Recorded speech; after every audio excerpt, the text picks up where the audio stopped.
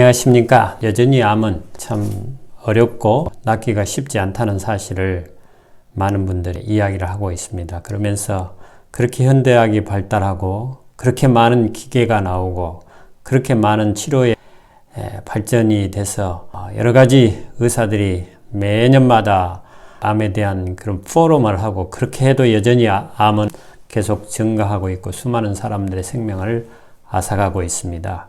그래서 이것에 대한 좀 더 명확하고 또 암 자체에 대한 제대로 된 지식과 치료를 알고 싶어하는 많은 분들의 요청이 있어서 오늘은 암에 대해서도 좀 말씀을 드리고 싶어서 여러분, 암이란 것이 무엇인가?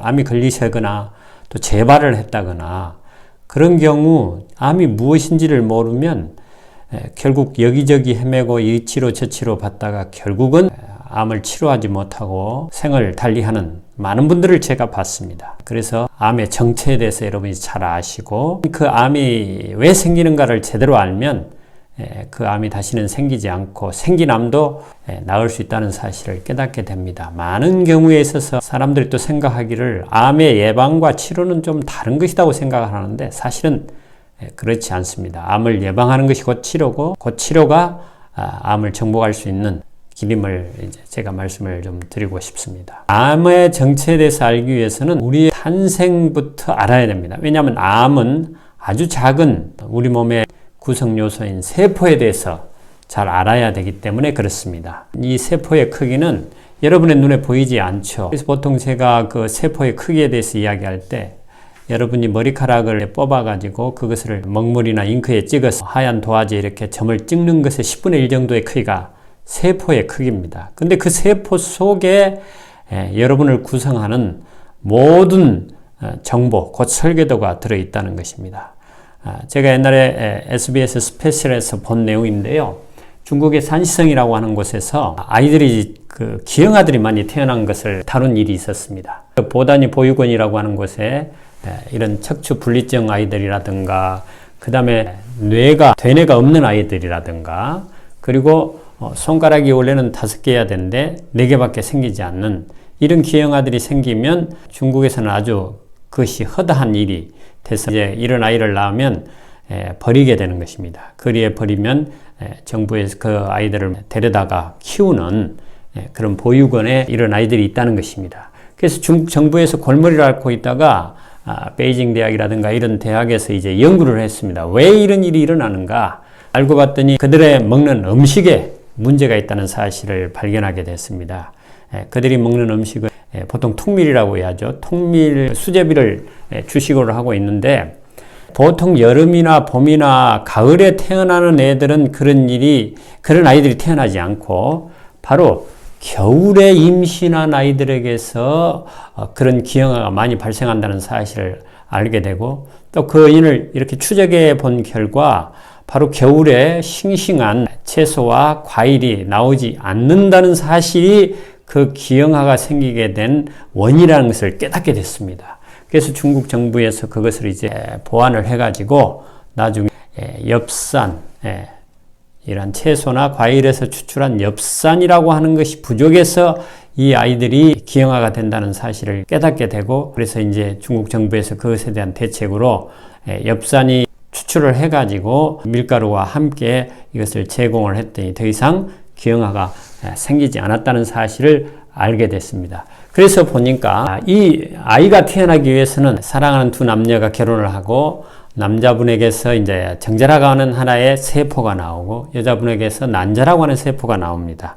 그래서 이것이 감수분해라고 하는 것을 해서 엄마의 유전자에서 세포의 정보가 합쳐지고 남자에게서 역시 반이 두 사이에서 이렇게 반반해서 이 세상에 이제 아이가 태어나게 되는 과정을 수정이라고 하는 과정을 거쳐서 그 아이가 착상이 되고 이 아이가 이제 점점점 하나의 작은 세포에서 손과 발과 뇌와 심장을 비롯한 여러분의 모든 살아가는 데 필요한 몸의 organ들이 생기는 것이죠. 그래서 이것을 하나의 세포에서 귀를 비롯한 눈과 코와 귀와 뇌 이런 것들이 이렇게 나눠지는 과정을 분할하고 이야기를 합니다. 이게 세포라고 하는 것인데요. 이 세포 안에 핵이 있고 핵 안에 염색체라는 것이 있다는 거 여러분 아시죠? 23쌍의 염색체가 있는데 그 염색체의 그 명령에 따라서 이걸 하나의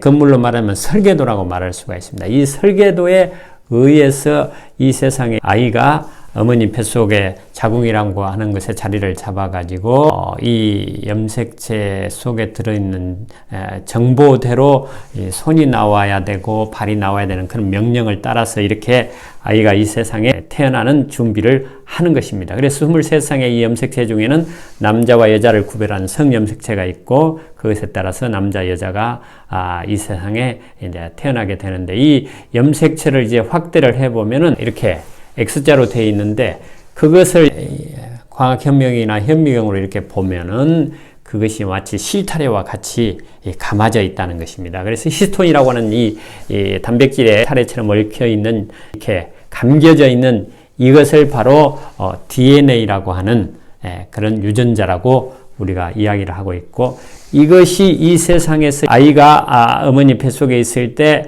손과 발이 나오고 뇌가 나와야 될 그 시점에 이것이 그냥 있으면 안 되고 이거 풀어져야 된다는 것입니다. 이게 설계도로 말하면 감아져 있던 것이 이렇게 펼쳐져야 되는데 그 펼치는데 바로 엽산이라고 하는 물질이 필요하다는 것입니다. 그리고 베타인이라는 물질이 필요하고 그래서 이 유전자가 정상적인 구조를 가지고 풀어지는 일이 일어나야 되는데 그러한 모든 일에 필요한 물질이 바로 엽산과 대표적인 것이 그렇습니다. 다른 물질도 있지만 이 엽산과 베타인이 있는데 중국 정부에서 이미 말씀을 드린 것처럼 이 원인이 무엇인가를 발견하는 일에 엽산이라는 사실을 깨닫게 됐습니다. 그래서 요즘은 이제 산모를 위해서 엽산을 제공하는 것을 볼 수가 있습니다. 그래서 바로 이러한 엽산이 풍부한 음식이 어디에 있느냐? 바로 싱싱한 채소와 과일에 있다는 것입니다.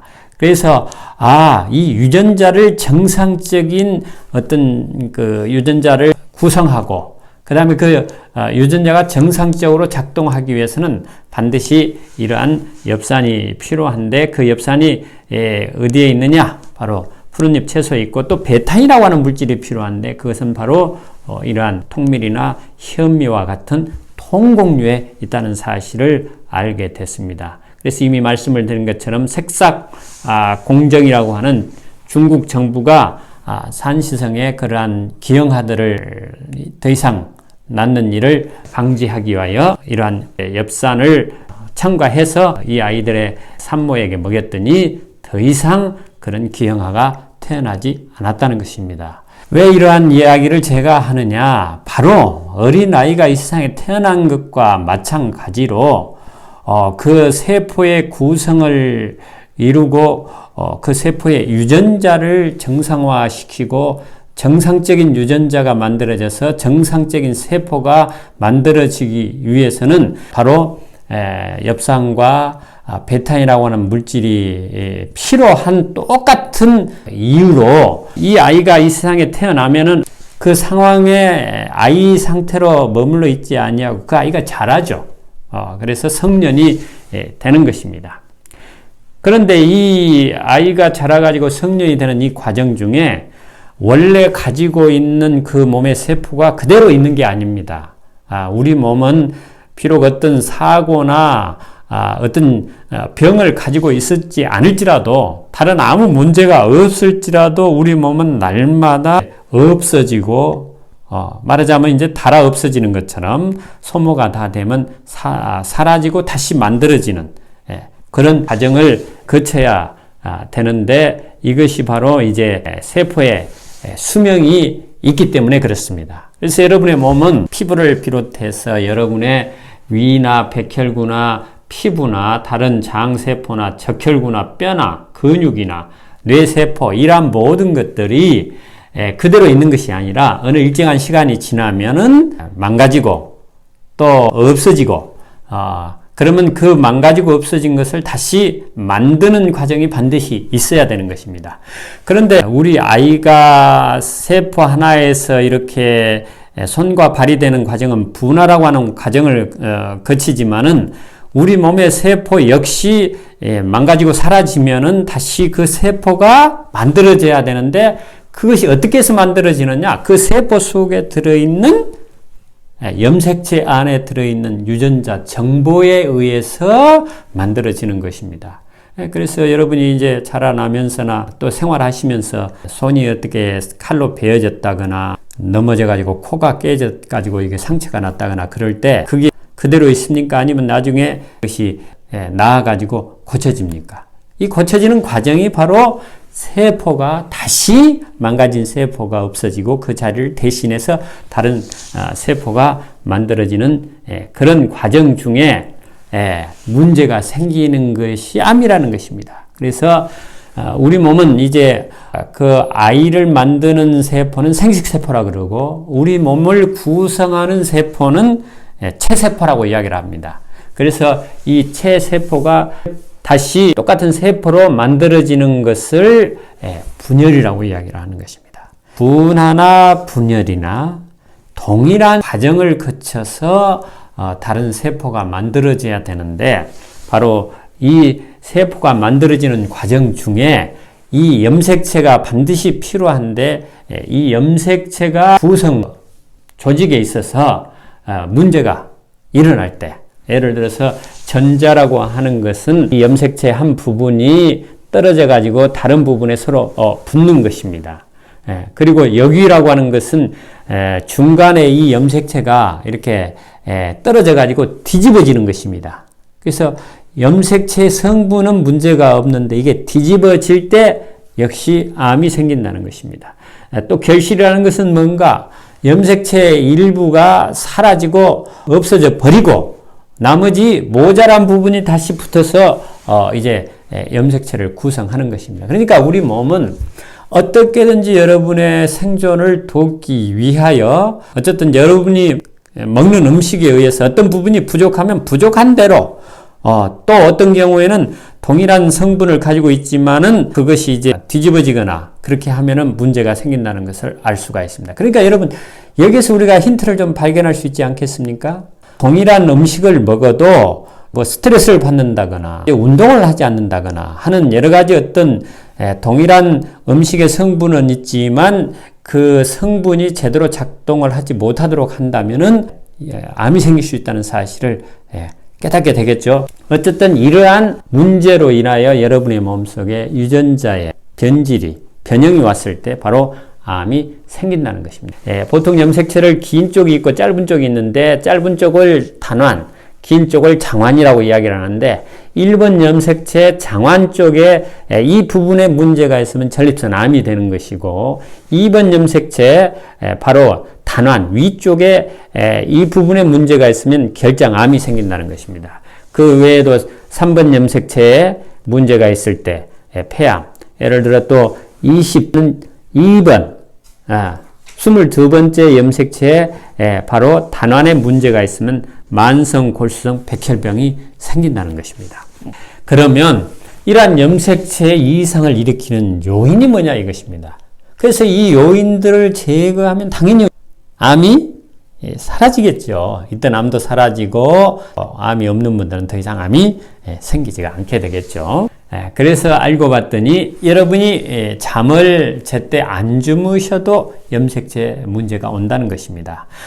아무리 우리가 이 세상에서는 잘 살아도 잠을 잘 자고 운동을 잘하고 햇빛을 잘 쬐고 물도 충분히 마시고 또 스트레스를 안 받고 음식의 종류를 잘 골라 먹고 또 음식을 먹는 방법에 아무리 바를지라도 뭐 1000개에서 3000개 정도 암이 생긴대요. 그러나 그 정도의 암은 우리 몸 자체에서 다 해결하고 없애버리기 때문에 문제가 되지 않는다는 것입니다. 그런데 그보다 더 많이 하루에 몇억 개, 몇천 개 이렇게 해서 그것이 누적이 되고 그것이 또 자라게 되고 또 그것이 다른 곳에 옮겨가는 전이가 되고 이런 것 때문에 암이 문제가 되는 것이지 전적으로 100% 암이 없는 사람은 이 세상에 없다고 연구하는 의사나 과학자들은 그렇게 이야기를 합니다. 그래서 이제 정상적이고 암이 생기지 않는 생활을 하시기 위해서는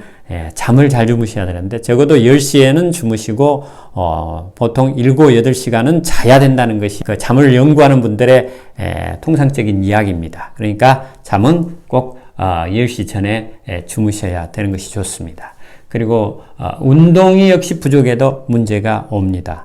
많은 경우에 있어서 운동이 참 중요합니다. 운동의 부족이 많은 질병을 일으키고 암도 예가 아닙니다. 그 다음에 햇빛이 부족했을 때도 역시 문제가 온다는 것입니다. 그래서 적어도 하루에 15분 정도라도 얼굴을 쬐면 햇빛을 그 정도의 햇빛을 쬐는 것만으로도 그러니까 현상 유지를 한다고 합니다. 그러니까 조금 더 햇빛을 많이 쬐면 여러분 비타민 D나 이런 것들이 햇빛을 쬐므로 우리가 콜레스테롤을 통하여 몸속에 형성이 되는데 이것이 바로 아주 강력한 항암제라는 것을 여러분이 아실 겁니다. 그리고 이 햇빛을 쬐면 여러분의 몸속에 저녁에 멜라토닌이라고 하는 그런 수면을 잠을 잘 자게 하는 호르몬을 나오게 하는데 이거 역시도 아주 강력한 항암제라는 것이 발견이 됐습니다. 그 다음에 물이 부족해도 역시 문제가 옵니다. 그래서 하루에 7, 8컵 정도의 물을 공복에 마시는 것이 좋고 스트레스는 만병의 원인이라고 그러죠. 근데 스트레스 안 받고 세상을 어떻게 삽니까? 그죠? 그래서 이 스트레스를 받을 때 그날 해결해 버리고 차분한 마음을 가지고 사는 그런 지혜가 필요합니다. 그 다음에 음식의 종류가 또 문제가 된다는 것입니다. 그리고 식사 습관, 동일한 음식을 먹어도 어떻게 먹느냐? 그것에 따라 달라질 수 있다는 것입니다. 그래서 음식을 드실 때는 입에서 죽이 되도록 잘 씹어 드시는 것이 아주 중요하고 식후에는 한 30분 정도 걷는 것이 아주 소화를 하는데 아주 도움이 됩니다. 그런데 암을 일으키는 여러 가지 이러한 그 유전자를 변형을 일으키는 문제들이 많이 있지만 가장 여기에서 큰 영향을 미치는 것이 무엇인가? 그게 바로 운동과 음식의 종류가 가장 큰 영향을 미친다는 것입니다. 설사 다른 것들이 조금 부족할지라도 음식의 종류를 가리고 그 다음에 운동을 충분히 하면은 문제가 없지만 다른 것을 아무리 잘할지라도 운동을 제대로 안 하고 음식을 아무렇게나 먹으면 암을 결코 여러분이 암에서 자유할 수가 없다는 사실입니다. 그래서 연구한 바에 의하면은 여기 여러 가지 연구, 각종 암과 음식물과의 관계를 이렇게 이야기했는데 바로 동물성 단백질과 지방이 바로 암을 일으키는 가장 큰 문제라는 음식의 입장에서 보면 그렇다는 것입니다. 그래서 여기 보면은 동물성 지방과 폐암과의 관계도 보면은 동물성 지방을 많이 섭취하면 섭취할수록 폐암의 발병률이 높고 림프암도 마찬가지고 또 유방암도 마찬가지고 전립선암도 마찬가지라는 사실을 알려주고 있습니다. 또 난소암과 동물성 칼슘이라고 여기는 이야기했지만 어쨌든 동물성 고기를 먹음으로 인해서 섭취하는 칼슘의 양이 많으면 많을수록 난소암이 늘어난다는 사실. 그리고 현대인들이 또 뭐 빠져나갈 수가 없죠. 바로 커피나 그 다음에 인스턴트 식품 이런 것들도 바로 이 암을 일으키고 또 암이 커지게 하는 요인이 된다는 것입니다. 그러니까 암이 조금 생겼을지라도 더 이상 그것이 커지지만 않도록만 하면 되는데 그 암이 일단 생겨가지고 자리를 잡고 다른데 퍼지고 커지게 하는 일에 이러한 물질들이 다 작용을 한다는 것입니다. 그래서 인스턴트 혹은 패스트푸드라고 하는 과자, 우유로 만든 낙농 제품 이런 것들이 문제가 될 수 있다는 사실을 알려주고 있습니다. 그러면 암 치료를 어떻게 하는 것이 좋을까요? 전통적인 암 치료는 이제 그 대표적으로 수술이 있습니다. 그러나 여러분 수술을 아무리 몇 번을 할지라도 그 암이 생기게 되는 근본적인 원인을 없애지 않으면 암을 떼내고 난 뒤에 다시 암이 생기고 또 다른 곳에 퍼지게 되는 요인이 될 수 있다는 사실을 알게 되는 것입니다. 물론 이제 수술이 필요할 때가 있죠. 너무 이제 암덩이가 커가지고 너무 통증이 심하다든지 아니면 예를 들어 위암 같은 경우나 또 식도암 같은 경우는 그 암이 커져가지고 음식을 먹을 수가 없는 그런 상황이 된다면 일단은 떼내야 되겠죠. 어쨌든 수술이 필요할 때가 있습니다. 그러나 무조건 수술만이 능사는 아니다. 그 다음에 두 번째 치료는 이제 보통 항암제라고 말을 하죠. 화학치료라고 의학계에서는 이야기를 합니다. 이 화학치료는 항암제가 있고 또 호르몬제가 있죠.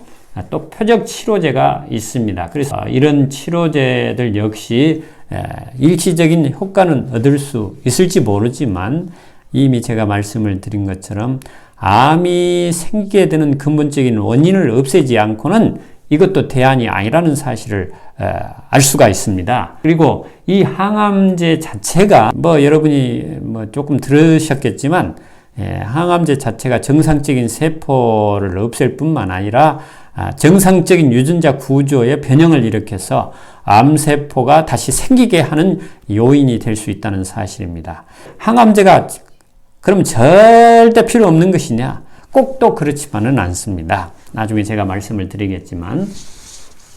그리고 이제 유방암을 가진 분들은 에스트로겐 수용체가 있느니 휴먼 에피델믹 리셉터라고 하는 그 허 수용체 이런 것이 있는 것과 없는 것의 차이를 따라 그것을 막는 이 에스트로겐이라고 하는 호르몬이 원래는 여성에게 필요한 것입니다.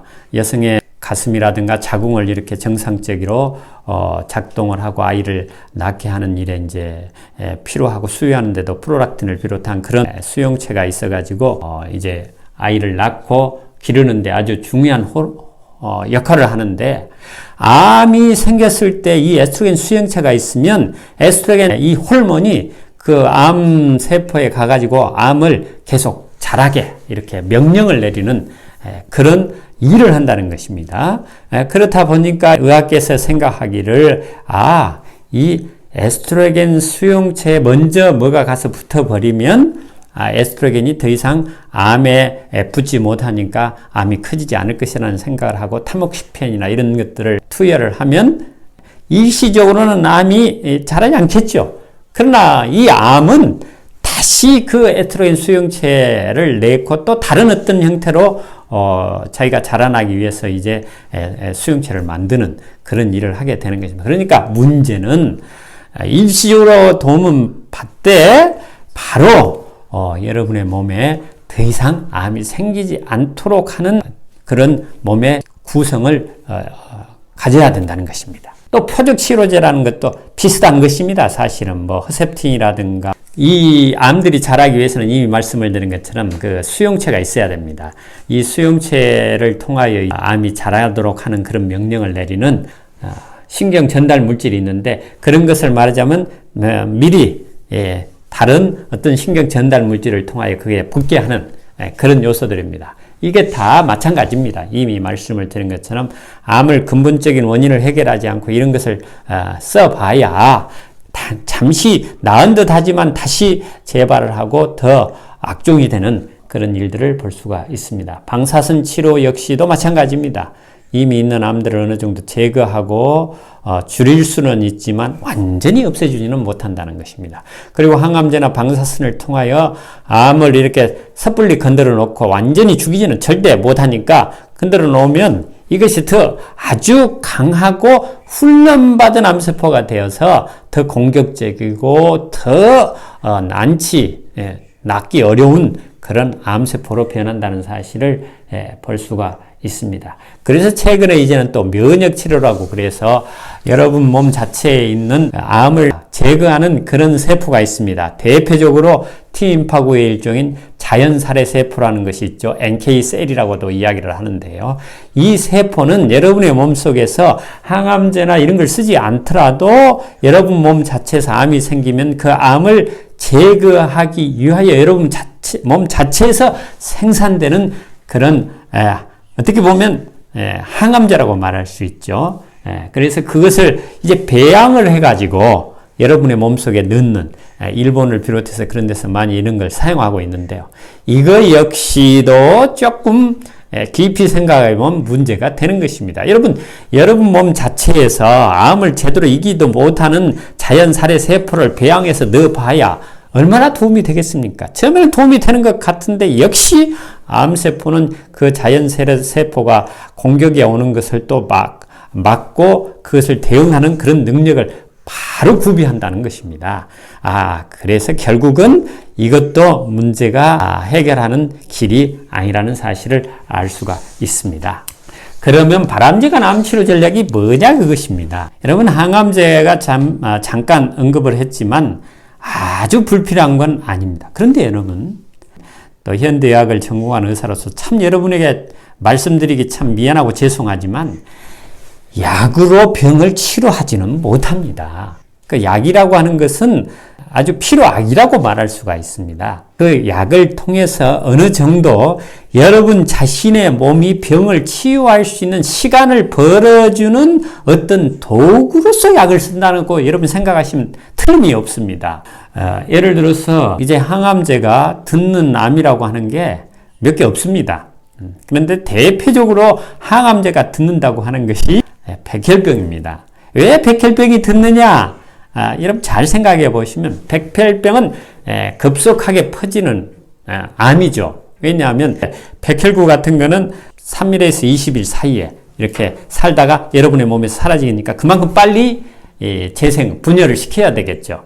적혈구는 120일이 걸리지만 그러다 보니까 이게 급속하게 여러분의 몸에서 암세포가 있으면 이게 많이 발생을 돼가지고 여러분이 제가 말씀드린 그 자연 치료라고 참 말씀드리기가 그렇지만 이게 자연 치료가 아니고 진짜 치료입니다. 사실은 음식을 바꾸고 운동을 하고 그 다음에 잠을 제때 자고 하는 이러한 모든 것을 통하여 여러분의 자연살해 세포, 여러분 몸속에서 나오는 항암 물질이 암세포를 완전히 없애고 새로운 정상적인 세포가 만들어지도록 하는 그 기간이 어느 일정 기간이 필요한데 그 기간이 되기 전에 이 암세포가 여러분의 몸을 잠식을 해서 생명의 위협을 가져오고 죽게 하니까 그 시간을 조금이라도 좀 벌어보기 위해서 항암제를 씀으로 인해서 일단은 급속하게 자라나는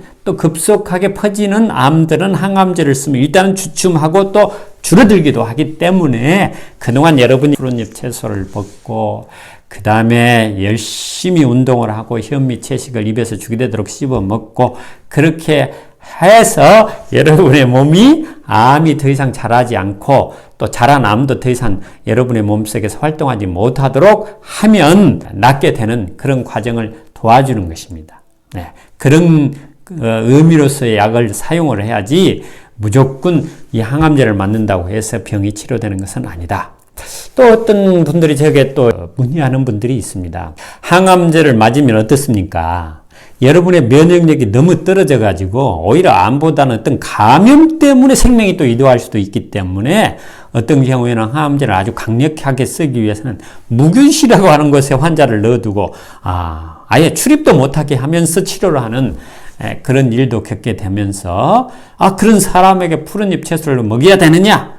그렇게 이야기를 하는 분들도 있습니다. 근데 면역력이 아주 나쁘지만 않는다면 여러분의 입에서 이렇게 죽이도록 잘 씹어 먹으면 문제가 없습니다. 침 자체에서도 세균을 죽이는 물질이 있고 위에 들어가면 위산이 또한 세균을 죽이고 하기 때문에 문제가 없지만 그래도 더 안심하고 그것을 이제 먹기 위해서는 끓여서 드시면 됩니다. 익혀서.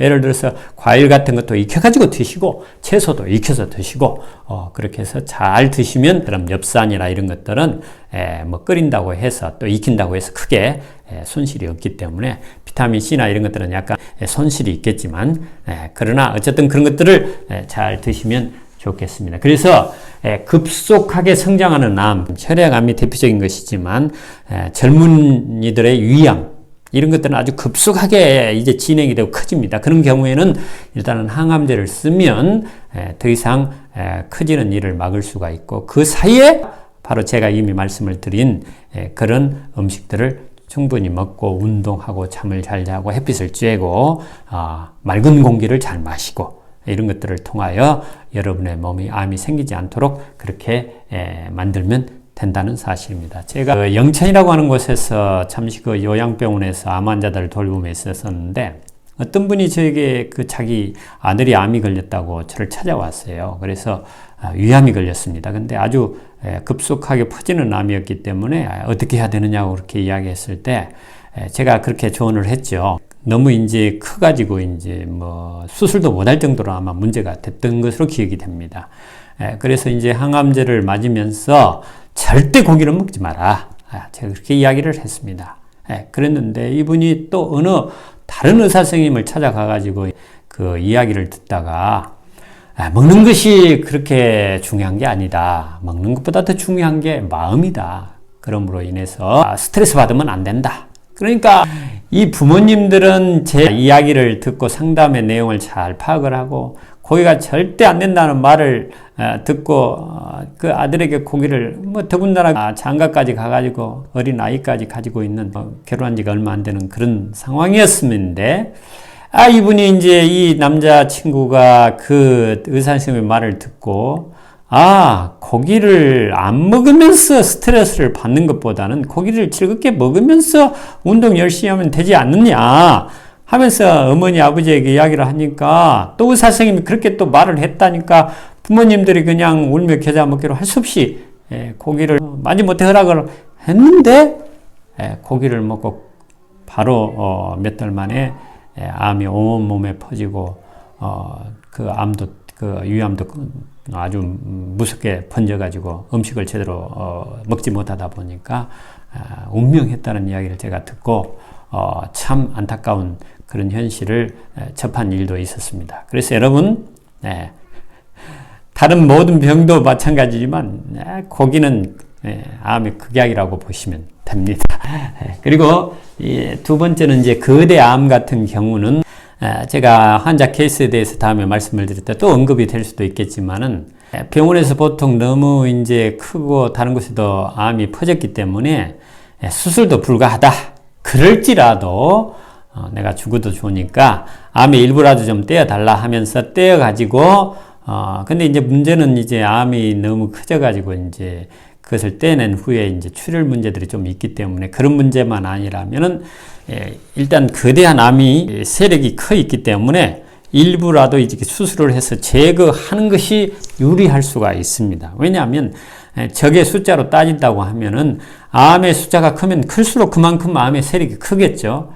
그래서 수술을 못한다고 할지라도 보통 전이가 돼버리면 수술을 잘 안 해줍니다. 그리고 재발한 것도 마찬가지도. 그러나 할 수만 있다면 체력이 어느 정도 감당하고 그런다면은 그 암덩어리 일부라도 제거를 하면 할 수 있을 만큼 이런 생활을 하면 더 유리할 수가 있고 또 암 자체는 여러분 아시는 것처럼 통증이 없습니다. 그 통증이 없기 때문에 암이 얼마나 컸는지는 잘 몰라요. 그래서 통증이 생기는 건 어떤 때 생기느냐? 암 조직이 너무 커서 주위에 있는 신경을 밀거나 자극을 할 때 통증이 오는 것입니다. 그렇기 때문에 어쨌든 그런 경우 또 이미 말씀을 드린 것처럼 후두나 이런 곳에 있어가지고 숨도 못 쉬게 된다든가 식도에 있어가지고 음식을 못 먹는다든가 이런 경우에는 수술을 해야 되는 것입니다. 또 어떤 경우는 저에게 이제 그 후두암을 가지고 있는 어떤 환자가 와서 무조건 자기는 자연 치료만은 해야 되겠다. 그렇게 고집을 피웠는데 제가 그게 지혜로운 게 아니다. 자연 치료가 능사는 아니다. 후두 같은 경우에는 이제 숨을 쉬는 기관이니까 가서 수술도 못 한다고 했다니까 일단은 방사선을 해가지고 줄여라. 줄이고 또 이 생활을 하면서 하다 보면은 방사선으로 손상된 그 조직들이 이러한 생활을 잘 함으로 이제 정상세포로 바뀌어지면 되니까 일단은 그 암이 커져가지고 후두를 막고 목소리도 이제 잃어버리고 숨도 못 쉬게 되는 그런 불상사가 일어나지 않도록 제가 강력하게 이야기해서 나중에 방사선을 째고 그렇게 해서 이 생활을 잘 해가지고 건강하게 돼서 사업을 다시 했다는 이야기를 들었습니다. 그러면 초기암은 어떻습니까? 초기암은 일단은 제가 말씀드린 이런 생활을 잘 하시면 그냥 낫는 경우가 많이 있습니다. 그리고 좀 하다가 보통 또 6개월마다 팔로우업이라 그러죠. 추적 조사를 해가지고 너무 커졌다든가 그러면 그때 때도 문제가 없습니다. 왜냐하면 그 암이라고 하는 거는 자기가 퍼질 수 있는 상황이 됐을 때 퍼지는 것이지 무조건 퍼지는 게 아니거든요. 그러나 이런 생활을 하게 되면은 암이 어느 정도 자라다가 더 이상 자라지 않는 경우가 많이 있고, 또 자라다가 점점 줄어들어서 더 이상 생기지 않는 경우도 있습니다. 그러나 이런 생활을 하는데도 불구하고 계속해서 암이 또 커지는 분도 종종 있습니다. 먹고 마시는 것 외에도 정신적 문제가 많이 관여하기 때문에 그런 분들은 이제 일단은 또 떼내고 이 생활을 하시는 것이 안전합니다. 자, 또 제가 여러분에게 조금 더 힌트를 드리고 용기를 드리고 또 확신을 드리자고 하자면, 이제 인터넷상에 여러분이 이제 고인이 되셨겠지만은 이분이 암이 걸렸어요. 그런데 대장암이 걸리고 식이장이 걸리고 간암이 걸리고 몇 번 암이 걸렸는데, 이분의 특징은 뭐냐? 고기를 먹는다는 것입니다. 고기를 먹고 암이 생기면 수술해서 떼내자. 그리고 운동 열심히 하자. 그리고 채소도 많이 먹자. 이런 주의였습니다. 물론 제 강의를 듣거나 제 강의에 대해서 알지도 못하니까. 이분은 의사입니다. 근데 어떻게 됐냐면 이분은 계속해서 재발이 됐습니다. 재발이 됐는데 다른 데 막 퍼지거나 그러지는 않았어요. 그래가지고 암이 생길 때마다 떼내고 또 운동도 열심히 하고 채소도 막 잘 먹고 그렇게 했습니다. 그래서 이분은 거의 자기 수명을 다하고 나중에 치매인가 이런 것이 걸린 일이 있었지만 어쨌든 그렇게 해서 했는데, 이분의 암 치료의 성공은 뭐냐? 아주 긍정적이고 낙천적인 성격입니다. 이 성격이 얼마나 중요한지 모릅니다.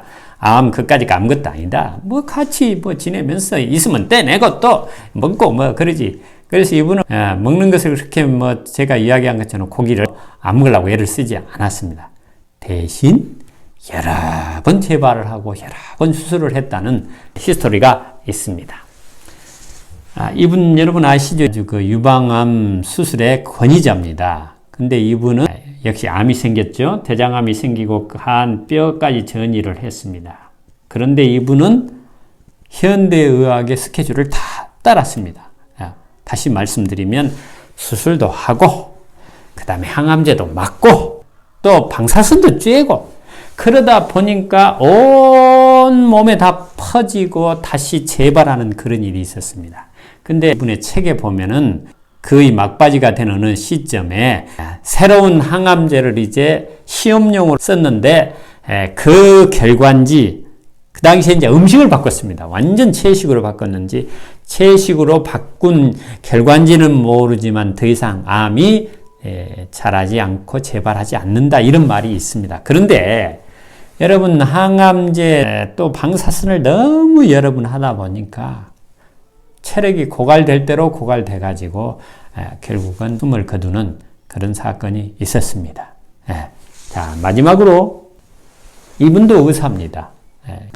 이분 역시도 대장암이 생겨가지고 수술을 하자마자 다른 모든 치료를 거부하고 지리산으로 들어가서 물론 저한테 교육을 받은 건 아니지만 제가 하라는 그 방법대로 현미 콩밥을 먹고 그 다음에 지리산에서 나는 그런 나물들을 먹고 모든 만사 잊어버리고 운동하고 운동이야 이제 지리산 추위를 걷고, 여러분 지금까지 재발이 없답니다. 그리고 한국 암 학회 암 환자들 회장까지 하는 그런 일이 있었습니다. 그러니까 여러분, 세 분의 그 암 투병기를 보면 어떻게 해야 될지를 아시겠죠? 이분은 제가 직접 경험했던 그 암 환자입니다. 94년도에 대장암이 걸려가지고 그 다음에 폐로 전이가 돼가지고 저를 찾아왔습니다. 그래서 이분은 항암제를 맞고, 그 당시에 그 대전 한방병원 나사렛이라고 하는 병원으로 제가 기억을 하고 있는데, 암에다 직접 주사를 하는 한방침을 맞는 그런 어쨌든 낫고 싶어서 그렇게 했는데도 불구하고 낫질 않아가지고 저한테 와서 제가 하란 대로 잘 했더니 더 이상 종양 표지자라고 하는 것이 있습니다. 피검사를 하면 나오는데, 물론 그것이 절대적인 어떤 암이 나았다는 증거는 아니지만 더 이상 그 표지자가 검출이 안 돼가지고 본인이 암이 거의 난 것 같다 해가지고 이제 원래 여수분인데 부산에 가서 또 지내셔서 부산에도 집이 있고 하는 그런 분인데, 이분이 부산의 가족들을 놔두고 왜냐하면 이 가족들이 때로는 그 병줄에 도움이 되지 않는 경우가 있죠. 아마 여러분도 그러실 겁니다. 자기들은 환자가 아니니까 고기 먹어도 된다고 생각을 하고 고기를 먹는데, 또 거기 있다 보면은 옛날에 고기 먹던 습관이 있어가지고 안 먹을 수도 없고, 그래서 이분은 이제 여수에 있는 김씨 문중 제각이라고 하는 게 있어요. 묘를 관리하는 그런 제각인데, 그게 혼자 사시면서 제가 말씀드린 현미 콩밥을 먹고 그 다음에 채소를 산에서 뜯어 먹고 하는 그런 와중에 있었는데, 어느 날 여수에서 또 가족들이 와가지고 그 제각에서 파티를 하는데 고기하고 구를 갖고 온 것입니다. 그것을 파티를 하는데 이분이 그 자리를 가족까지 피해 있으면서 그걸 못 피한 것입니다. 그냥 고기가 있는데 그 저절로 가서 앉아가지고 한 일주일을 막 그냥 고기를 먹었답니다.